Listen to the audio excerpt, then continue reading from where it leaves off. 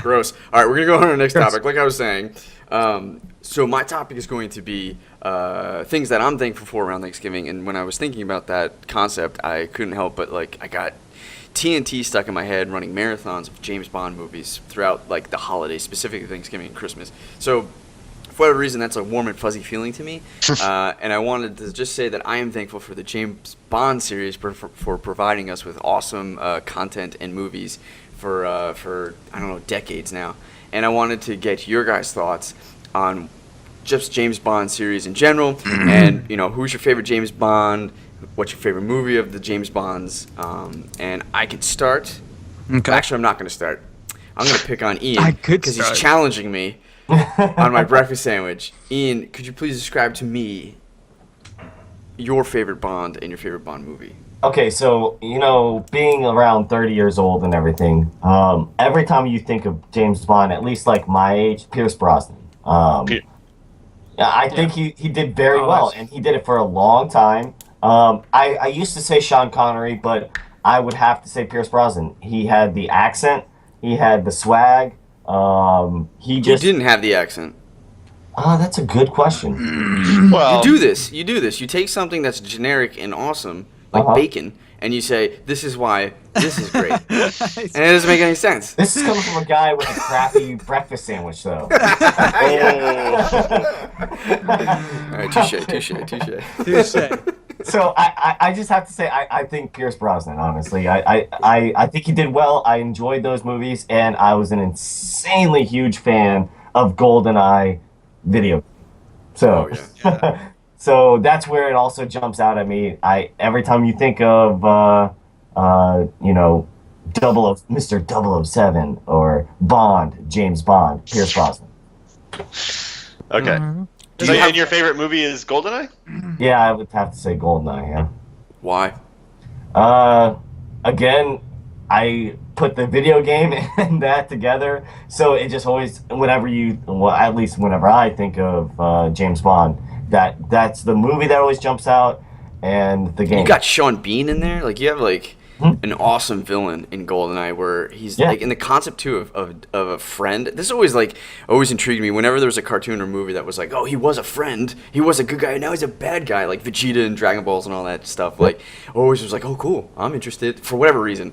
But so the 006 spoilers. 006 was a good film villain because he was basically like the equal of 007 in every way, right? Right. Yeah. And it was really neat to see an agent that was with him, an equal, go to be a villain, and like, oh shit, they're gonna fight. Like, yeah, and like, there's no like major henchmen. I mean, yeah, he has the what's her name, the chick that strangles people, via sex. Yeah. Yeah. But then, really, like, the main bad guy is the villain, right? There's no like main henchman that he has to fight. He has to fight the actual villain, like on top of a fucking satellite dish, I was gonna say, I like the one.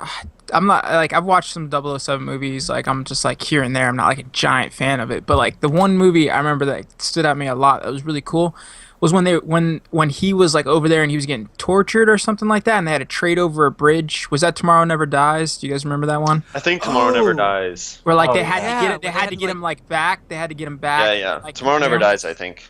They almost like discredited him because he didn't kill himself. I guess he was supposed to kill himself while he was over there, but like they were questioning him like, did you give up our secrets? Oh wait, no. It's the one where it's the one where Madonna sings. It's not Tomorrow Never Dies. It's and it's not GoldenEye. I think that's the same one with the satellite, right? No. This is like one of his last ones with this is the very last one of the Pierce Brosnan era. The World Is Not Enough, maybe? World Is Not Enough. World Is Not Enough. No, not that one either. No. That's the one with the dude with the bullet in his head. I remember he looked older, but I liked it. That was like one of my favorite ones that stands out on me. Is that one? So are you saying Pierce Brosnan? Oh, I'm saying Pierce Brosnan. Yeah, I like Pierce Brosnan. I don't like. Hold on, this is gonna kill me if we don't find Die Another Day. Okay, gotcha. That actually was a good one too. I like that one too. Write that down so I can watch it later because I like. When's the last time you saw that movie? That's been a long. I did not like that one. You should watch it again. Watch one. Yeah, with Halle Berry. It'd make you. Oh, that one was a good one. I like that one. Well, that's the one you're describing. Halle Berry, I believe, is the one with where he's getting interrogated, and the villain that was in there, the henchman actually, Alan, was the guy with the diamonds in his face with all the scars. Oh yeah. Bald. He was the Asian guy. Like he looked badass. No, he was. Wait, was he not also the bad guy too? The main bad guy? He was not the main bad guy. The main bad guy was the Asian guy who changed the general's son, who changed himself to be this British. Oh yeah. Guy with like red hair or something. Right. It was an interesting concept. So, but and then they, those set pieces, right? Like, because at one point, Steve, right, like the satellite is like shooting down and just like burning everything. Everything, yep. Yeah. So I got a question for you guys because I'm gonna choose Daniel Craig. But like, man, what movie was it again? Was it Casino Royale where they're in Venice too as well and they're having the boat fight and all that situation too? Okay, I'm gonna go with Casino Royale. Balls hit or something. Yeah, I'm gonna go. What? Yeah. I'm gonna go with that one. I like that one. Yeah, why? Casino Royale. I mean, it was just like that was his first. That was the first Craig one. His first Craig video coming out of being Bond, and for me, like we're talking about swag, we're talking about coolness. Bond also brings that whole like, okay, does he got the look of Bond? Because obviously he's got to have that personality, that like flirtatious kind of like I'm a super spy agent / charm thing going on. Yeah, and I feel like he brought that. Like he had his famous scene where he's walking out of the water there and he's a big solid dude, but he's got that mentality. See, he's got that personality. I felt like the story was good. I like it. It was tied around with the casino idea, right? Like it was a high gambling stakes situation. I like that too because I like Ocean's 11 and 12 and all that different stuff. Like that appeals to me too. I don't know what it is. I'm not a gambler myself, but I don't know what it is about the whole casino stories that like it kind of. It ends up being kind of favorites for me. The only reason why I disagree with that is because, like, when I watch Bond movies, I always felt like he was always in control. And, like, he, like, no matter what, everything played out for him. Like, that entire movie, like, through the Casino Royale, I felt like he wasn't in control the entire time. Like, he drank the poison. I'm spoiler alert, you know what I mean? Like, he just, like, every second, like, man, this guy's messing up a lot. That's why it's so good, because that's actually the first book in Ian Fleming's series of James Bond. So that's actually supposed to be the origin story of James Bond. Oh, That's why he gets shaken, not stirred, because stirred was the drink he ordered and it poisoned him. Yes. The reason why he says Bond, James Bond, is because the girl comes to see him in the train, and she goes, what is her name? She goes, Lynn, Vespa Lynn. He's like, I'm Bond, James Bond, like mimicking her and flirting, but that's how he picks it up, right? And he's making all these mistakes. He's not thinking big picture. Oh, so then I get it now then. Okay. Yeah, it's because I was like wondering. I was like, he's not in control at all. Like he's messing up left and right. Like what the hell is going on? Like that's why I didn't like it really, because like because in the very beginning of the movie, remember they have that black and white scene where he basically is becoming a 00 once he finishes that mission. And it's so dirty. Like he has no idea how to kill someone, right? No. Like, he's struggling to just put him down. It's like the first time he has to kill someone. That's what I'm saying. Like I was like, I didn't know that. Like watching the movie, I thought this was just another kickoff thing, But now that I see it, I got to watch the rest of them because like that movie like did it for me. Like I didn't watch any of the other ones that he made at all. So like, dude, you're not doing yourself justice, bro. Yeah. So I gotta watch the other ones then. And I was actually going to tell you guys this. A little bit of background. I used to work for my father, who was a car dealer, and we sold highline cars like Porsches, Maseratis, Mercedes, and everything. And actually, the coolest and most expensive car I ever drove. Now, I've driven like Rolls Royce and everything like that. It was actually a BMW Z8, which was in. That was the model car. Yeah, that was my favorite car for the longest time. Oh yeah. And which one was that? Which movie was that in? Pierce Brosnan's one in. Yeah. Which one? The first. No, actually, it's the second one. Yeah. Because GoldenEye still had the Aston Martin. Yeah, it was the one. It was the ones after. Right. Q's like, I upgraded your car. It's a new model. It's the BMW Z8 or whatever. And I was like, I want that car. But he did have the BMW at the end of GoldenEye when they're in Cuba. I remember. Yeah. Okay. So I do enjoy the GoldenEye series stuff too because of that whole spy feel, like those cool gadgets that he gets, those cool cars, like we're talking about. Those aren't in the new ones though. Yeah, he doesn't Not have even any the Daniel gadgets. Craig ones. That's one thing No, I I kind of know. missed from the new ones. That's one thing I did miss in the new ones too. no They're gadgets. slowly integrating that, right? Like Q is now a part of it, and he's like starting to get it. They tried to ground it, right? Like there was like this big push in the late 2000s to reboot and ground stuff in reality with what Dark Knight did with Batman. With everything, yeah. Yeah. I think it worked with James Bond. But yeah, you're right. You guys, you missed that fun gadget. Yeah, tag. that just like you get 10 minutes out of the whole movie where you go right into this guy's lab and you're being introduced to all this new technology. You're like, man, this fucking shit would be awesome. Think about using something like this as a spy, like, or just like imagining like that, like what they create for spies in general. You're like, man, that's just so cool. Yeah. What was my favorite? I always the cars what for me because they were so like versatile. They had so many different gadgets inside the cars themselves that they could do so much. I'm like, road raging out here sometimes would be awesome to have some of these rockets. You're just like or oil that's spitting out the back kind of thing. Like, I definitely like the pen from GoldenEye, the grenade pen. Like, oh yeah, that was good. Yeah, and the one guy playing with it. I'm invincible. Yeah. Yeah, that was definitely one of my favorites. But after seeing again, why I like Casino Royale is because the Aston Martin in that is just so sexy. The way it hums and like the leather stitching and the fact that he hits his glove compartment and out comes a gun. I was like, dude, that is so badass. You need a moment? You need a moment? Yeah, I think I do. I do. All right. Set the stream to black. Yeah.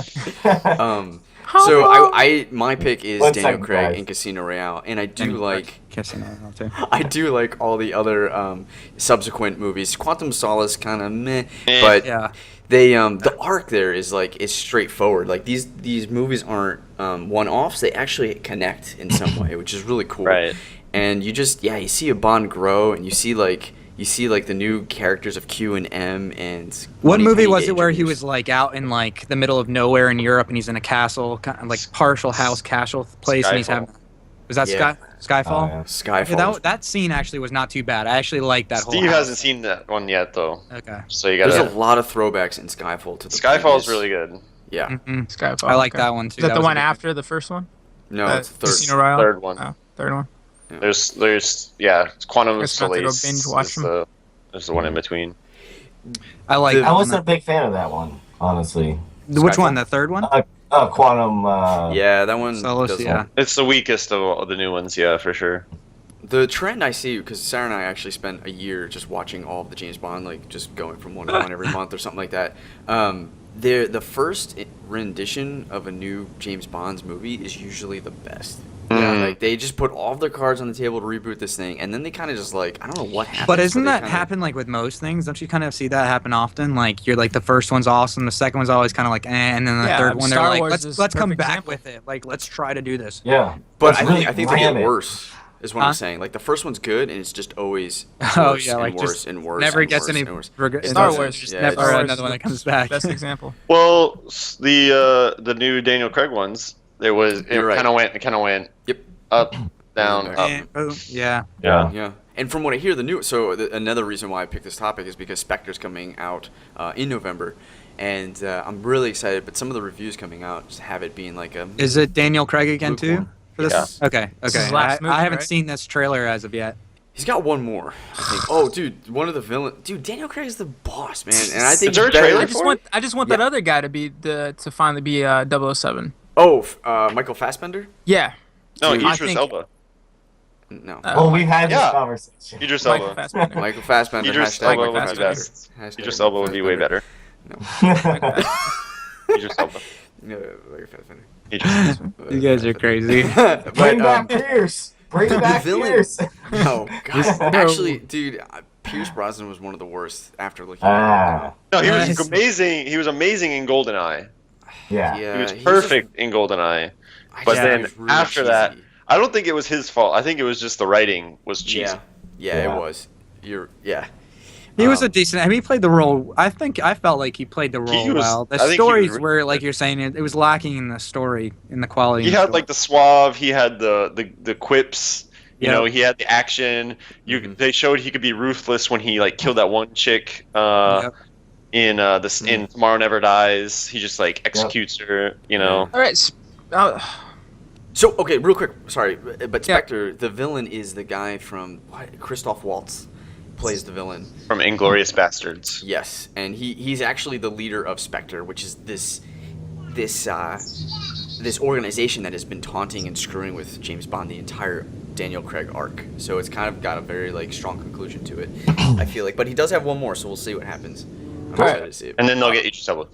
I just like a Fassbender. I just want to throw this in there because like I would say my favorite spy movie. I know you guys are probably gonna bash me on this, but I really liked it. It's Kingsman. No, Kingsman. Spy Kids 2. Spy Kids. Oh, right. No, Spy Kids 3, you got it. Shark Boy and Lava Girl. Yeah. Oh, yeah, great movie. Oh, jeez.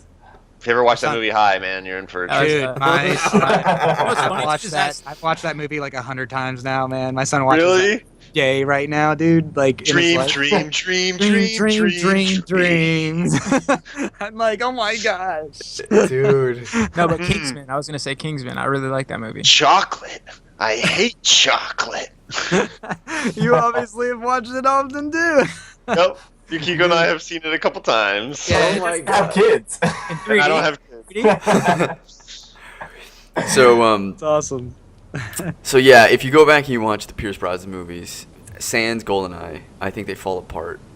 Yeah. There's actually Sean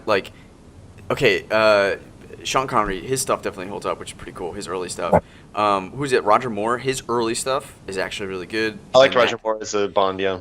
His later ones are some of the worst. And then you had Timothy Dalton. Thank you. Timothy Dalton's first one was really Timothy good. Dalton is the closest to what Daniel Craig is to the Bond movies, because his was like a really dark, kind of grittier version of Bond movies, I think. Because at the time, 80s action films were getting really, really popular, like Rambo and stuff. And so they were like, all right, let's focus this trend, which is interesting because, and this is why it's so much fun to go back and try to rewatch them, because you see how these movies are reflecting the culture at the time.